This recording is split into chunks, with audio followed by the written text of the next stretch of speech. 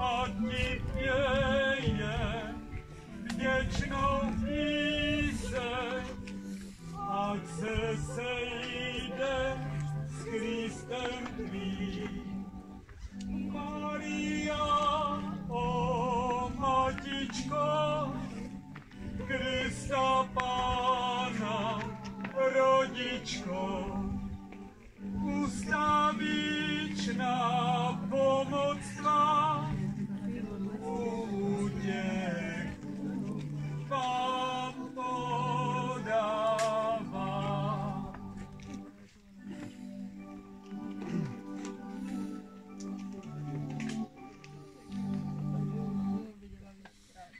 Ještě jednou chci poděkovat těm, kteří tu na tom pracovali, kteří to vytvořili. To jsou lidi, vidíte sami, to jsou lidi, kteří nežijou pro sebe, ale chtějí tak do společného něčím přispět a určitě jsou, co se týče vztahu, báječní. Věřím, že vy všichni tvoříte báječné společenství a že skutečně nám jde všem o jedno. Abychom se měli rádi, abychom byli k sobě citliví, ohleduplní, milosrdní, trpěliví, zhovývaví. Abychom se dokázali podepřít, když přijde něco těžké. Sami cítíte, že ve vzduchu něco visí. Nad Evropou, jak kdyby takové ty mraky a chmůry. Ale záleží na nás. Já nezměním toho druhého, ale sám v sobě můžu hodně dobrého zbudovat.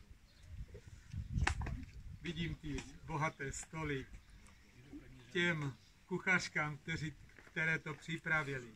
Vám, co jste tu tady toto udělali. Vy, co jste měli dobrou vůli sem přijít. Vedení vaší obce, protože sám jsem byl kdysi přednosta 3,5 tisícové obce a dostal jsem u toho žaludečné vředy. Takže vím, jaká to je námaha, jako sladit struny, aby všichni hráli harmonicky.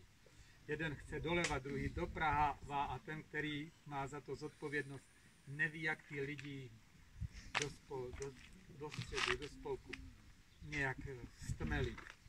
Tak vám představení, kteří nesete zodpovědnost za tuto obec, hodně trpělivosti, síly a lásky k těm, s kterými pracujete.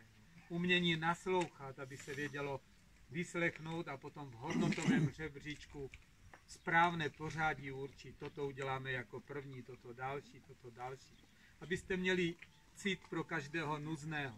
Když je zapotřebí jít, vyjít, věci veřejně se týkají i toho, že když je někdo v nesnázích, my to vycítíme, poznáme, oslovíme ho, navštívíme ho, nabídneme pomocnou ruku.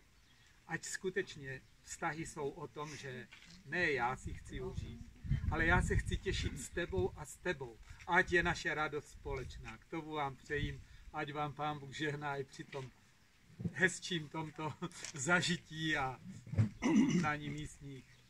Máte tady dobrý pivovar a dobrou pálenici. Ať se vám všecko daří. Hezký ženský.